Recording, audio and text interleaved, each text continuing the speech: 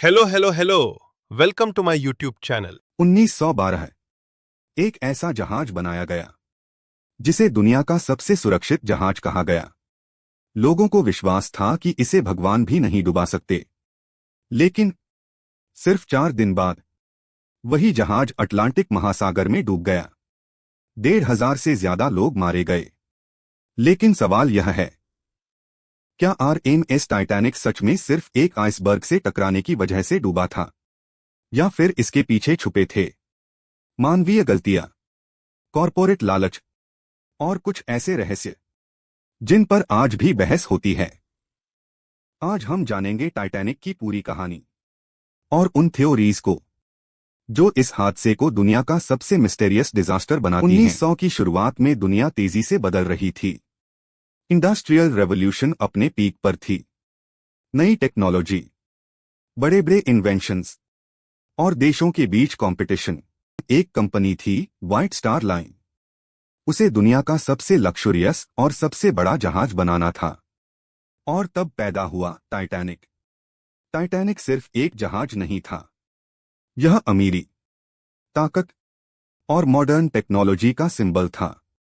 इसकी लंबाई लगभग 882 फीट थी, यानी लगभग 4 फुटबॉल फील्ड्स जितनी। इसके अंदर क्या क्या था? Swimming pool, gym, luxury dining halls, grand staircase, electric lights, expensive rooms. उस समय के लिए यह किसी फ्लोटिंग पैलेस से कम नहीं था।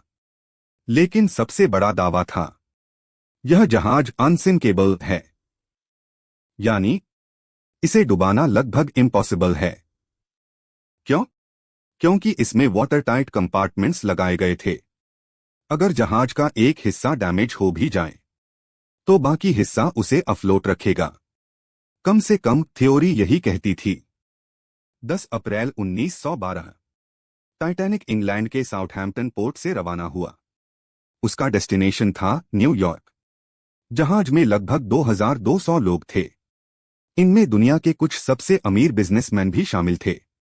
फर्स्ट क्लास पैसेंजर्स की जिंदगी किसी होटल से भी ज्यादा लक्सुरियस थी। लेकिन दूसरी तरफ थर्ड क्लास पैसेंजर्स छोटे कमरों में रह रहे थे। यानी जहाज के अंदर भी सोसाइटी का क्लास डिवाइड साफ दिखाई देता था। शुरुआत में सब कुछ नॉर्मल था। लोग डांस कर रहे थे, म्यूजिक बज रहा था, पार्टी चल रही थी। किसी को अंदाजा नहीं था कि अगले कुछ दिनों में इतिहास बदलने वाला है। 14 अप्रैल 1912 उस दिन कई जहाजों ने टाइटैनिक को आइसबर्ग वार्निंग्स भेजी थीं, यानी आसपास डेंजरस आइस मौजूद थी। लेकिन रिपोर्ट्स के अनुसार इन वार्निंग्स को उतनी गंभीरता से नहीं लिया गया। क्यों? क्योंकि टाइटैनिक अपनी स्पीड कम नहीं करना चाहता था। कुछ हिस्टोरियंस का मानना है कि कंपनी चाहती थी कि टाइटैनिक जल्दी न्यूयॉर्क पहुंचे ताकि दुनिया पर इंप्रेशन पड़े। अब सोचिए, एक जहाज जिसे अनसिंकेबल कहा जा रहा था, उसके कैप्टन और क्रू शायद जरूरत से ज्यादा कॉन्फिडेंट हो चुके थे। और यही कॉन्फिडेंस बाद में डिजास्टर बना। रात के लगभग 11:40 बजे लुकआउट क्रू को दूर एक आइसबर्ग दिखाई दिया। उन्होंने तुरंत वार्निंग दी। शिप को मोड़ने की कोशिश हुई, लेकिन बहुत देर हो चुकी थी। आइसबर्ग जहाज के दाहिने हिस्से से टकराया। अब इंटरेस्टिंग बात यह है कि आइसबर्ग ने टाइटैनिक में बहुत बड़ा होल नहीं बनाया था, बल्कि उसने कई छोटे छोटे क्रैक्स पैदा किए। और इन्हीं क्रैक्स से पानी तेजी से अंदर घुसने लगा। धीरे धीरे टाइटैनिक के कंपार्टमेंट्स भरने लगे। अब इंजीनियर्स समझ चुके थे, जहाज बचना लगभग इम्पॉसिबल है। अब यहां आता है सबसे शॉकिंग फैक्ट। टाइटैनिक पर लाइफ बोट्स बहुत कम थीं। इतनी कम कि सभी पैसेंजर्स को बचाया ही नहीं जा सकता था। लेकिन ऐसा क्यों? क्योंकि उस समय लाइफ बोट्स को इमरजेंसी जरूरत से ज्यादा डेकोरेशन की तरह देखा जाता था। और कंपनी चाहती थी कि जहाज ज्यादा सुंदर दिखे, यानी अपीयरेंस को सेफ्टी से ऊपर रखा गया। जब इवैक्यूएशन शुरू हुआ तो शुरुआत में कई लाइफ बोट्स आधी खाली गईं, क्योंकि लोगों को विश्वास ही नहीं था कि टाइटैनिक सच में डूब सकता है। इमेजिन कीजिए, एक तरफ लोग म्यूजिक सुन रहे थे, और दूसरी तरफ जहाज धीरे धीरे मौत की तरफ जा रहा था। जैसे जैसे पानी बढ़ता गया, पैनिक भी बढ़ता गया। लोग लाइफ बोट्स के लिए भागने लगे। फैमिलीज अलग हो गईं। कई पैसेंजर्स फ्रीजिंग कोल्ड पानी में गिर गए। अटलांटिक ओशन का टेम्परेचर इतना कम था कि इंसान कुछ ही मिनटों में हाइपोथर्मिया से मर सकता था। रिपोर्ट्स के अनुसार टाइटैनिक का बैंड आखिरी समय तक म्यूजिक बजाता रहा ताकि लोग पैनिक न करें। करीब रात के 2:20 पर टाइटैनिक 2 हिस्सों में टूट गया और समुद्र में हमेशा के लिए डूब गया। 1,500 से ज्यादा लोगों की मौत हो गई। अब शुरू होता है असली मिस्ट्री वाला हिस्सा, क्योंकि इतने बड़े हादसे के बाद कई कॉन्स्पिरेसी थ्योरीज सामने आईं। Theory 1, coal fire theory. कुछ एक्सपर्ट्स का मानना है कि जहाज में पहले से आग लगी हुई थी। कोल स्टोरेज एरिया में फायर होने की रिपोर्ट्स थीं। अगर यह सच है तो हीट की वजह से जहाज की मेटल स्ट्रक्चर कमजोर हो सकती थी, यानी आइसबर्ग सिर्फ फाइनल ब्लो था। Theory 2, weak metal. कुछ रिसर्चर्स कहते हैं कि टाइटैनिक में इस्तेमाल हुआ स्टील और रिवेट्स लो क्वालिटी थे। फ्रीजिंग टेम्परेचर में यह मेटल ज्यादा ब्रिटल हो गया और इंपैक्ट के समय जल्दी टूट गया।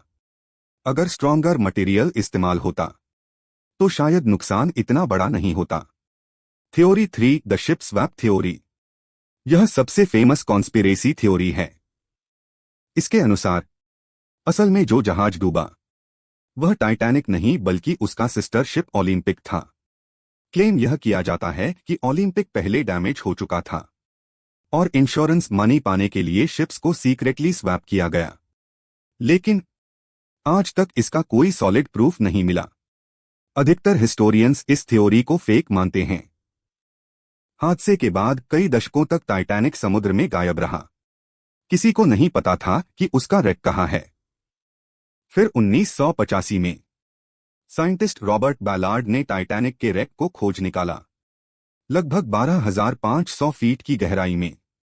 जब कैमरास ने पहली बार टाइटैनिक को दिखाया तो पूरी दुनिया शॉक्ड रह गई।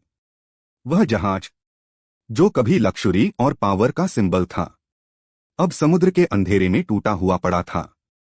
क्योंकि टाइटैनिक सिर्फ एक हादसा नहीं था, यह ह्यूमन साइकोलॉजी की कहानी है।